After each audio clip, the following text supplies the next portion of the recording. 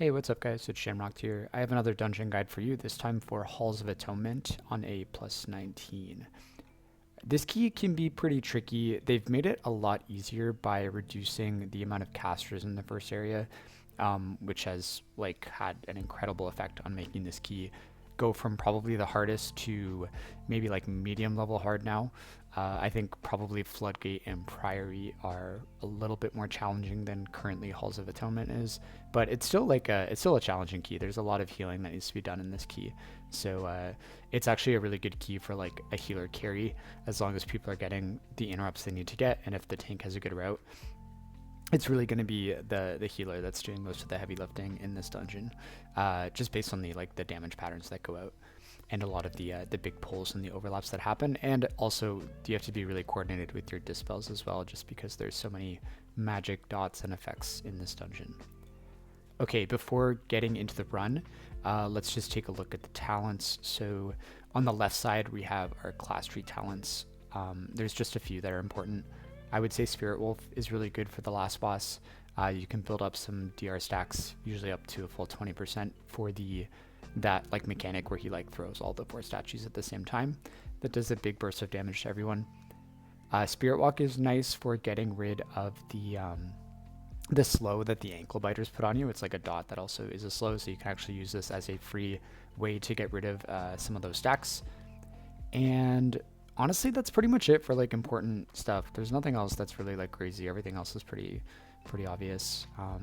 Definitely take season wins just because you're going to be getting a lot of good DR, especially on the third boss if you're allowed to kick. But once again, that's usually already in your build anyway, so nothing special. Looking at the right side, once again, if you've been watching my other videos, this is my pretty standard build at this point. The only time I fluctuate points usually is when I take Earth and Harmony and Therazine's Resilience over Ancestral Awakening. However, for the keys that have a lot of healing, personally right now at the moment, I'm just playing around with Ancestral Awakening. I like it. Therazine's Resilience is nice, but it's really just a maintenance talent for the most part. And the 3% DR from Earth and Harmony isn't anything to write home about. So yeah, I'm playing around with Ancestral Awakening and I am so far enjoying it. So that's my build. If you want to swap those talents out, you can. But I'm going to put this build as it is in the detail section for this video as an import string. So just, copy that in if you want to use the same build. Okay, with that out of the way, let's take a look at the dungeon run. I will pretty much narrate every pull and every boss. There's also an ability tracker in the top left, so feel free to, check that out if you want to see the rotation that I'm using. Okay, here we go. So different groups will do this pull probably a little bit differently. We do this pull without the first Houndmaster that pats around here. We just sort of CC him so he doesn't walk in. And not only does that make this pull a little bit easier because you're not dealing with the shots, but it also makes it faster because the Gargans get a DR while the Houndmaster's up. So usually if you pull them into this pull, you're fighting the Gargans for a good 15-20 seconds after the pull is done, which is bad for the timer. So anyways, going into this pull, we're going to lust right away. And basically what you need to do is just use a throughput cooldown for each and every single thrash. It's very painful on higher keys. There's no reason not to use a throughput cooldown. Most routes now have a buffer pull between this shard and the next one, so you should just pop everything you have. So for the first one, I save Ancestral Swiftness, and I use that with Lust, as well as having a Cloudburst put him down, and that basically just covers the entire group. You can also use Lumathar or something if you get nervous, which is the shield trinket. That second set I used Ascendance, and once again, if I see Ancestral Swiftness come off cooldown, I'm basically trying to hold it for the next thrash. I'm not going to send it just for DPS or for whatever. Like I said, the thrash is quite dangerous, so having the Ancestral Swiftness with the Cloudburst totem down is just going to make healing these AoE sets much easier. So because you're lusting, the shard shouldn't get more than 3 or 4 off, so you should probably just rotate between. If you needed to use something on the first without just lust, you could probably use Lumathar or something, but other than that, you can use Ascendance for a set. You can use Healing Tide and Small Personals. You can also pair Healing Tide with Lumi as well, just because Healing Tide is not the strongest cooldown in the world. And then you can obviously use Spirit Link as well, which is really nice.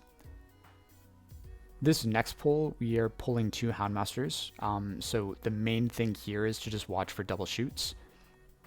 It's going to be very painful if somebody gets targeted by both shots, so the group should kind of be paying attention. And if they see somebody getting targeted by both, that's a point to like use a knock-up or a stun or whatever, just to save that person. If you do get shot twice at the same time, you're probably going to die on a hierarchy. And if they are staggered, like if we're able to stagger them, that makes it a lot easier as well, because then if somebody does get double shot, at least it's like one after the other, it's not two at the exact same time. But just have your finger ready on like the your personal whatever keybind that is, your astral shift or your stone bulwark totem, and then also kind of like maybe keeping ancestral swiftness in your back pocket for when somebody needs an instant heal is good. However, you don't want to hold it for like the whole pull, so just send it when you need to.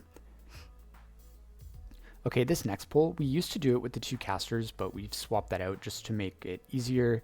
It's very easy for somebody to die if bolts are going off during the thrash. And then for this one, we're basically doing the exact same thing in terms of like using a cooldown for each and every thrash. So this first one, I used Ascendance.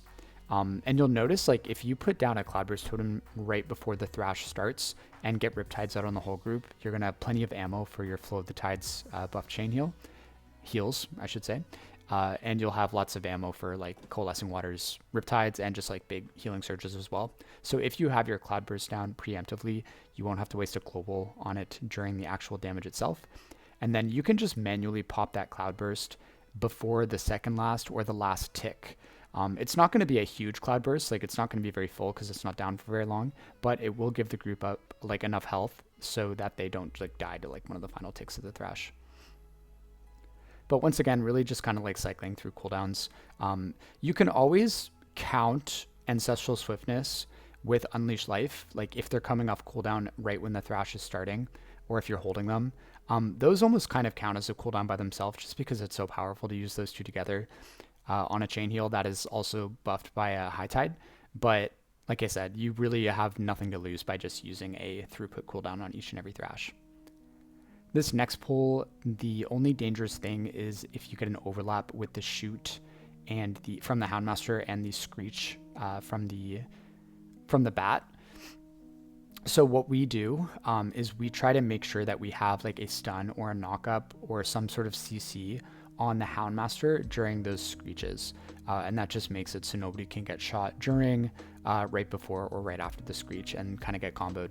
And we learned that the hard way. I think one of the earlier keys we had done, like an earlier attempt, I'm pretty sure I got comboed by the shoot. Basically just insta-died when the shoot and the screech happened at the same time. So yeah, that's why we resulted in doing that. It's also nice to have a timer. You can see like my little timers on the left above my my unit frames. Those will tell you like when you need to stop casting for the screech. It also just gives you an idea of like when things are going to cast.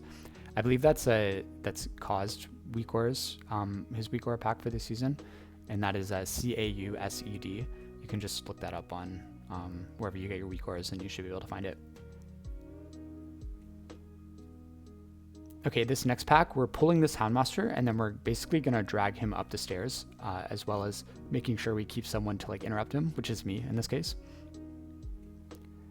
And then we're going to, I believe we fight this here until we kill one caster, and then we chain into the next group, just so we don't have 2 casters at the same time. You'll find that having 2 casters with a Houndmaster can be extremely lethal, just because once again, it's inevitable that a kick is going to get missed if you have 2 of them, just because of how often they cast. And if you have a Houndmaster, it's very possible that somebody could get shot at the same time they're getting a bolt if the kick is missed, and that's just like insta death. So we try to like minimize the level of RNG for people dying as much as we can as we sort of like fix these routes and curate them to how our group works.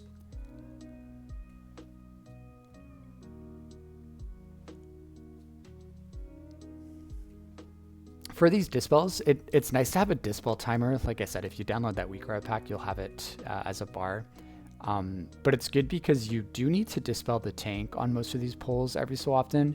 Usually like around 10 stacks or so is when our tank starts to struggle. So I just try to make sure that I'm getting a dispel off every so often. But if you're pulling multiple casters as well, it does make the dispels a little bit tricky because you kind of have to dispel the dot, or the debuff rather, whatever it is, the explosion that they put on you back to back, and then you may not have time or like you may not have the downtime to like actually dispel the tank, which kind of sucks. So that's another reason that we only do one caster at a time when we can.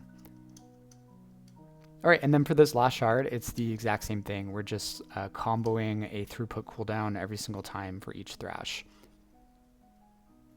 As I've mentioned in some of my other guides as well, when you're doing these higher keys, it is important to just not send Ancestral Swiftness every single time it's up. You want to make sure that you're using it like in these kind of pulls where you know there's damage incoming and you're not holding it for like, you know, more than 10 or 15 seconds. It's very nice to just hold it and make your life easier. The extra DPS you're going to do with it is not that consequential. It's really like you need to keep your group alive. That's your main directive, right? So also you'll notice we pulled a Houndmaster into this pull, which is a little bit sketchy. It's definitely making this pull a little bit harder, but you know, we're okay. Like I said, I have literally every cooldown in the book here, so it's not a big deal.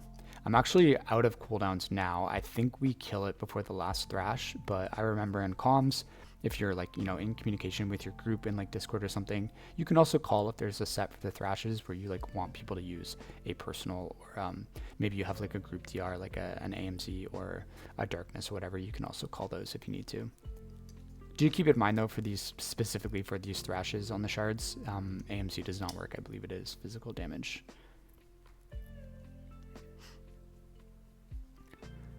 All right, I believe the next pull is into boss. And I believe we do the 3 collectors with the boss. So the nice thing about the collectors on every pull is when they do their cast, because it's like a channel, you can interrupt it with a stop, like a knock-up or a stun or whatever else you have, and that actually locks them out from casting it for the cooldown. I think it's like 10 or 15 seconds or so. In this pull specifically with the boss, if there's a cast, like we assign kicks. So like for instance, I'm on triangle, we have someone assigned to each of the other ones. But if for whatever reason one is not getting interrupted right away, you can just like send a knock-up, or you know, anybody else in your group can send some sort of immediate CC just to stop it. It's especially useful if like, I don't know, someone's maybe out of range and they can't kick, or if the beams are happening and I don't know, it's just a little bit chaotic. You can just pop a knock-up or something, and if you get more than one with it, it's really great.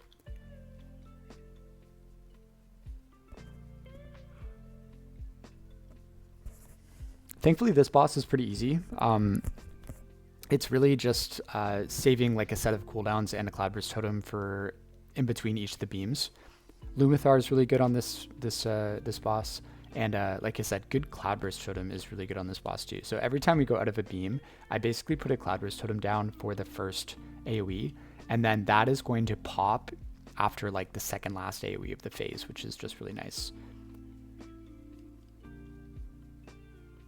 You'll also see I'm using my Ancestral Swiftness, like I'm holding it for when an AoE happens. Thankfully, I mean, they happen so frequently, so it's not like you're holding long on this boss anyways.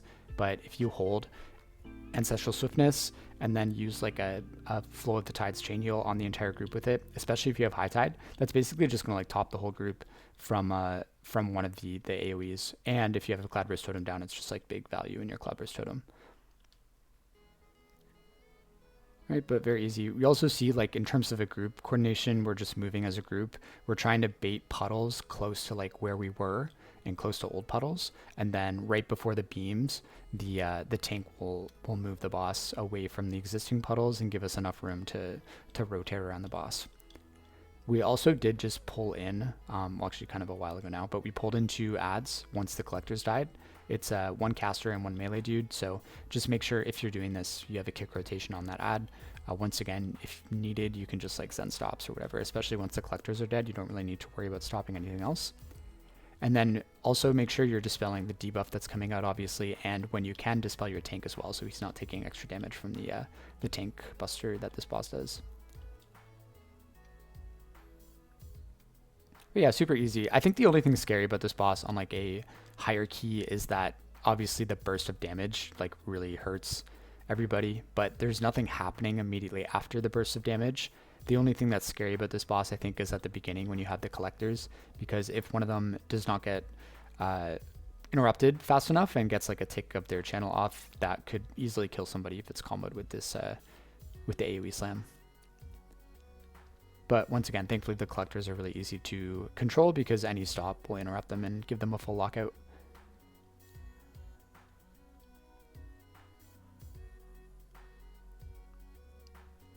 One sort of important thing here, you actually kind of want to save Spirit Link Totem for the next pull after this boss. I don't actually think I use it in this one just because we kind of got lucky with who the ankle biters targeted. But if you need to use Spirit Link on this boss, try to use it towards the beginning so that you have it up in time for the next pull. It's also probably good to have at least one throughput cooldown as well, like maybe like Ascendance, or even like Lumithar or Healing Tide, really just one of them, once again for the next pull, just to make your life a little bit easier. Now, that being said, if you're going to die on this boss, and like if you don't send a throughput cooldown, then obviously you want to send so that you guys can live, and then you can just figure out this pull later. But if you're planning for it and you're able to do it, you should 100% just like make this pull easier by saving some sort of throughput as well as Spirit Link Totem. All right, so this pull is also a lust pull for us. We basically just have a kick rotation on this guy. I pop a Lumithar basically as the pull starts, just so that nobody gets killed by aggro or anything else while we're in lust and cooldowns. And then I also just popped Ascendance there, and I am just sort of going ham with my my Chain Heals, Flow of the Tides, my Coalescing Waters, Riptides, and my Healing Surges when I have nothing else to use. And you'll notice I have a Cloudburst Totem as well while we're doing this, so that, you know, if things were to get dangerous, if we got unlucky with who the ankle biters were targeting, that Cloudburst would be a nice way out towards the end of the pull, where you can just basically top the entire group just because you've loaded it up with so much healing during your lust phase. This next pull is actually kind of scary as well. We have two casters here. So the way that when you have two casters, sometimes the dispels, the two dots that come out, will come out at the exact same time. The timer on the dot is longer than 8 seconds, so you can dispel one person right away, and then you should like have your dispel back up in time to like get rid of the second one. It's really tight, but it's pretty much proven. The only time that won't work is if you have a class that has like an ability that reduces dot timings. So for instance, at Death Knight, their dot will expire like 30% quicker, so just make sure you're either dispelling them first or you're letting them know to like walk out of the group and use a personal. They can just like AMS it or whatever. Okay, so what would normally happen next is we would pull these two little guys on the side up until the next boss. However, we had a bit of like a communication misunderstanding where somebody was saying that the gargoyle was about to turn to stone in 20 seconds, but our tank thought the opposite. He thought we had 20 seconds to go, so he kind of just like walks into it, as you can see. So this is not part of the plan, but it's totally fine. It basically just added like maybe a minute or a minute and a half to our timer. Thankfully, we have some pretty good DPS though, so we don't have to worry about it too much. And we also had a really clean run. So if this happens to you and you pull two of these guys, if you're running a higher key, even like a mid key, the double screeches can definitely one-shot people, especially if they get comboed by something else, whatever else you may have pulled with them. So just make sure you're using something. I believe I used Astral Shift and Lumithar on that first one, and then the second one I'm just going to use my Stone Bulwark Totem as well.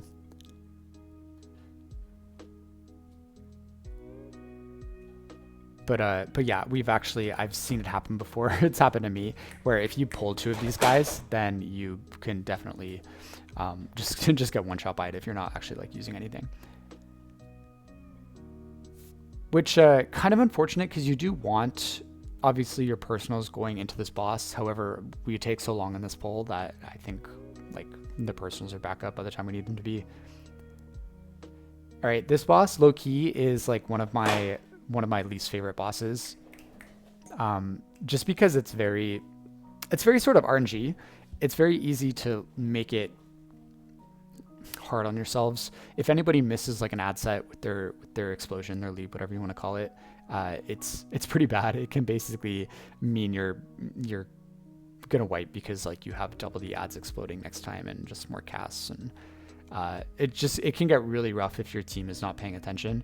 So it's imperative that you make sure when you can, whoever gets the stomp needs to like get rid of these ads every single time, or at least get rid of the majority of them.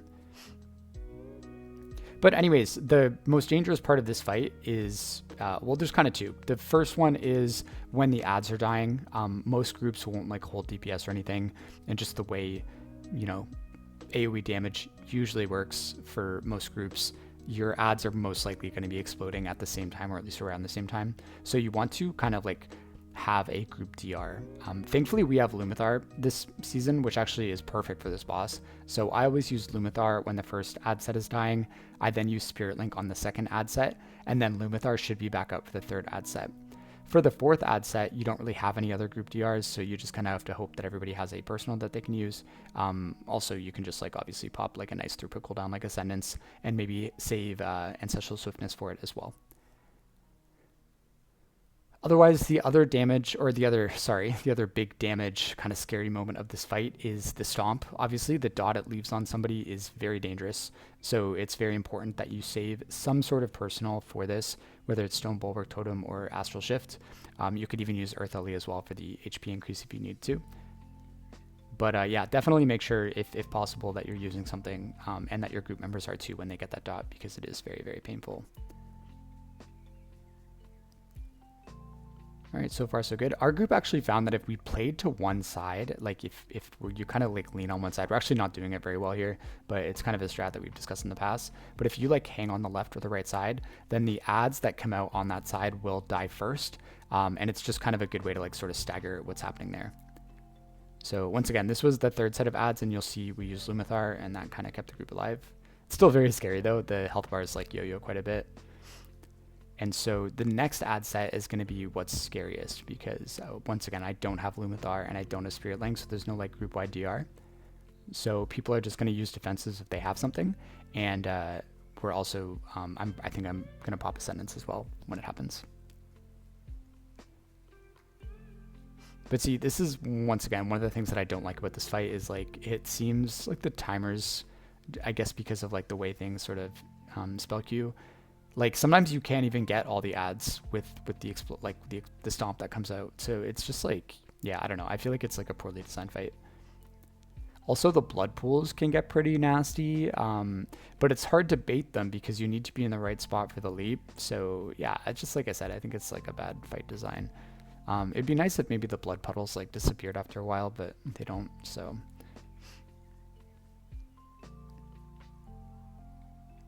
Okay, and I used Healing Tide for that last set. And I also popped a personal as well, and I think I called for the group to use personals. The only reason I didn't use Ascendance instead of Healing Tide is, I assume, because I probably wanted Ascendance for this next pull. This is, in my opinion, probably the scariest pull of the dungeon, just because it's the most RNG. If you get shot twice by the Handmasters and then also get the Throw Glaive by the Eviscerators, that can all happen at the same time, and then you just die. Like, there's nothing you can do about it. So as a group, we're trying to get as much CC out as we can. We're trying to stop as many shoots as we can from the Houndmasters. And we're also, like, I'm telling the group, if they can, to like sort of be loose spread. I believe the Eviscerator throw glaive that he does, it's kind of like a chain lightning effect. And I believe it's like an 8-yard range. So if you're within 8 yards of somebody and they get targeted by that, it will hit you as well. And vice versa, like anybody who's within 8 yards of you, if you get targeted, will also get hit. So we opted to focus down an Eviscerator right away as well, because they are by far the most dangerous mobs. One of the reasons that they're the most dangerous is you have no indication of when they're casting what they cast. At least not the weak aura pack that I have. So I can't see when they're casting the Eviscerate or the Throw Glaive, whatever it is. And it's also not a part of the like targeted spells on Uniframes. So I can't even see who they're targeting.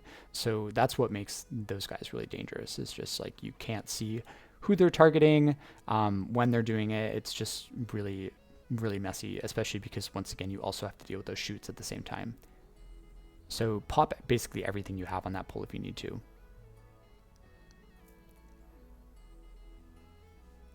Actually, I kind of take that back. You probably want at least one throughput cooldown going into the beginning of this boss, just in case.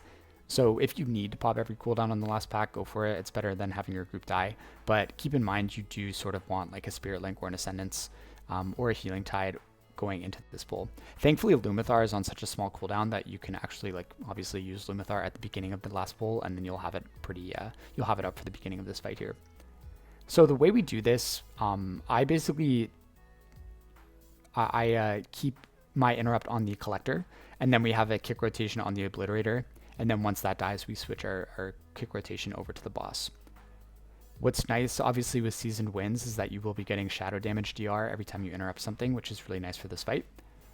And then the way you basically have to play this fight is you're constantly going to be doing an evaluation in your head when these dots come out, sort of like a snap evaluation of who can survive the dot, basically, is what it boils down to. So we have a Death Knight in our group, so he's basically always last priority Dispel, not just because he's pretty tanky, but because, as I mentioned earlier, I believe the dots last like 30% less, like they are 30% quicker on a DK, just because of like one of the talents they have. So if I Dispel everybody else first, Bud's debuff, like our Death Knight's debuff, will just like fall off pretty quickly, so I won't have to waste a second to spell on it. Other than that, I'm basically trying to go off of like who has defensives or who I think is just like going to be tankier in that moment. And then don't forget, if you have like dwarves in the group, including yourself, you can just dwarf off a Dispel and then like Dispel the other person just to give yourself a break. I actually find the hardest thing about this boss is mana usage. I do think that because you're spamming Healing Surge on those single dot targets, as well as chain heals during the ad phases, you're just going through a lot of mana. Even though you're playing Farseer, it's still very possible to like run through your mana bar in a fight like this. And then don't forget, obviously, your throughput cooldowns as well as Spirit Link Totem. Spirit Link Totem is a great like oh shit button for this kind of pull. So I kind of save that for like when I have no other options, and then I'll like Healing Tide and Ascendance are really nice for like when the ads come out and you're just like a little bit scared. It's also good to like pop those at the beginning of the fight too, when you still have all the trash ads up as well, just because it's obviously a little bit hectic with everything still alive. One thing that's kind of shitty about this boss is she can sometimes, and it's random, I'm not exactly sure what causes it, but she will like not spawn a cage when she's supposed to, and then for the rest of the fight you just don't have a cage up for like the first 5 seconds that the ad is out, and it makes this fight significantly harder. I believe this does start to happen at some point, although I could be wrong. But if that is the case, then you absolutely most certainly should be using throughput cooldowns when that ad comes out, because it's going to be out for a long time. Yeah, so we don't have a cage here, which is just, you know, like I said, it's just kind of what happens. Nothing you can do about it. So here we got a cage. We're going to go to it. I popped Lumathar there, but I also had Ascendance if I needed to. However, once the cages get messed up, they're going to be messed up for the rest of the fight. So you need to be ready for that. I also definitely want some throughput cooldowns for the next pull as well. So I'm just kind of doing what I can here. Thankfully for that set, I was able to use Dwarf to get my own dot off, and then I was able to Dispel. And then I'm also getting some nice Ascendant procs there. So the only reason I didn't actually pop Ascendance for that set is because I had Ancestral Swiftness, and I also had an Ascendance proc, so I felt pretty comfy. And also the boss was about to die, and I need Ascendance for this next pull, so that's the only reason I held it there. However, once again, holding it might not have been the smartest idea. Like I said earlier, you kind of need to like, it's one of my philosophies, like pretty much in all my videos I cover it, but you need to send what you need to send in order to make your group survive like the pull that they're doing, not the future pull. Obviously, if you're planning to use something in the future, it sucks to like have to burn it when you don't want to, but it's better to have your group live than to, you know, just like, and like you can figure it, there's always a way to figure it out later, whether it's, you know, saving a different cooldown, having a group use something, maybe just telling everyone to pop their defensives. There's always a way to get around stuff. All right, so this pull is only dangerous because the ads actually hurt quite a bit when they're like focused on somebody and they're hitting them. It helps if you stand kind of close to the tank because they can like taunt them off you, but inevitably people are going to get hit by the ads. So I try to, once again, sort of rotate through throughput cooldowns for each of the phases where we have the dot. And then I also try to put a Cloudburst Totem down as well when we all start taking damage. It's also nice to get CCs like Stun Totem, Earthbind, Knock Up, whatever, just to stop the ads from attacking whenever you can. Especially when people have the dot. It's just, like I said, very painful. And you should be able to, you don't need anything for the next boss. You probably need like a personal for the first intermission, but you'll have that even if you send one like during this pull. So I would say rotate through all of your throughput cooldowns here if you need to. So I've gone through Ascendance, I've gone through Healing Tide, I've gone through Lumathar, and I've gone through Spirit Link Totem. So I've literally used everything in my kit. And I'm also trying to save my, I mean, thankfully I don't have to save Ancestral Swiftness for a pull like that because there's just so much damage going out pretty much all the time anyways. But on the off chance that it comes off cooldown when nothing's happening, I will be holding it for like 5 or so seconds until the damage comes again. And then, yeah, once again, the ability checker's on the top left. So, you know, if you're like wondering how or what I'm casting, like what rotation I'm doing, then you can just check that out and like sort of rewind and watch some of those harder healing checks. But it's basically just loading up your group with Riptides and then using those as ammunition for your Flow of the Tides chain heals. And then you also want to be alternating every time you do a chain heal or 2 chain heals with a Riptide to benefit from that Coalescing Waters buff. You don't actually have to stack to 2. Even 1 stack of Coalescing Waters is pretty powerful. And then also it like doing that sort of alternating pattern will keep tidal waves up as a buff as well, and will make sure, and that basically just makes all your chain heals a little bit faster as well, which is nice. And then don't forget about Healing Surge as well. That is like obviously your single target big heal. All right, so this boss, sorry, I know I've been talking like, but well, we've already pulled him, but this boss is like super easy. It's basically just dodge the statue, and then you can just like heal a group up naturally. It doesn't even do enough damage that like you need to use a throughput cooldown, so you can just use whatever you can. Really, the only hard part about this phase is, or about this fight rather, is the intermission here. So he's gonna pull the statues in, and then he's gonna throw them out, and it's basically gonna one-shot anybody, pretty much everybody on a hierarchy. So make sure you have some sort of group DR or defensive usage going on. So for that first one, I used Lumathar. And then if you'll remember, I also mentioned at the beginning of the key that you can use the Spirit Wolf talent for DR. So you'll see I'm popping Lumathar, and then I'm also getting into Spirit Wolf, and I am reaping that 20% DR that I get from that talent. I'm also trying very hard to put Chain Heal on the group for the Ancestral Vigor buff. However, it's kind of tricky if you also want to time your Spirit Wolf DR. But so anyways, we use Lumathar on that first set, and then on the second set, Lumathar will not be up, which is at 40% intermission. So that's basically me just saying, hey, everybody, make sure you save a defensive for that second intermission, myself included, because I will not have a group shield. And then the way that we do the AoE that happens after the shield is we have our tank and our Death Knight each soaking a line or 2. That just makes it really easy. It's better than everybody soaking a line just because the lines actually do quite a bit of damage. However, we also have our group, like people are standing in the direction of like or in the path of the statue just in case a beam gets out, just like it is right here. If you do not have anybody to cheese this mechanic, it's no big deal. It just means you need to use a throughput cooldown during each of those intermission phases. So you would use like Lumathar for the slam, and then you would maybe pop like Ascendance for the actual damage from the beams. The next set you would all use personals on the slam, and then you could maybe use like a Spirit Link on the beams, which is pretty much what I did there anyways, even though I didn't really have to because we're not taking too much damage from the beam. Once you get through the second intermission, you're pretty much home free. This is actually a nice change. It's a boss that is free at the very end of a hard dungeon. I feel like we haven't seen something like this in quite a while. Usually the hard dungeons also have a hard last boss.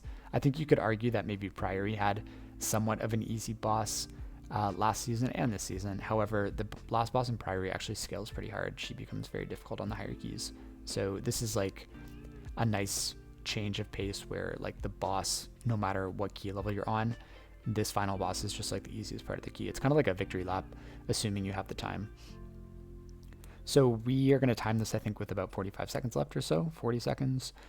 We actually would have been like a minute and a half faster, most likely, but we had that weird little pull with the gargoyles before second boss just because of the communication incident.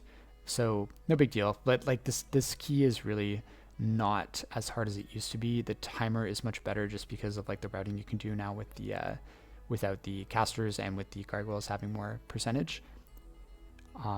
So like I said at the beginning, it's kind of like, I mean, obviously you need your whole group to perform, but there's a lot of moments in this dungeon where you as a healer probably have one of the most important roles, just monitoring those overlaps, monitoring who's getting shot or bolted or whatever, and just making sure you're using your throughput cooldowns for each of those AoE phases on all of the trash packs and the bosses. But very doable. Like I said, if you want to rewatch and just like see what I'm casting when I'm casting, there is an ability tracker in the top left. Just, you know, mute me, put some music on, and check that out if you want to see the rotation. But otherwise, thanks for watching. I appreciate it. I will try to get more guides. I'm hoping to do Dawnbreaker next or Arakara. So I'll see you in that next video. But until then, thank you.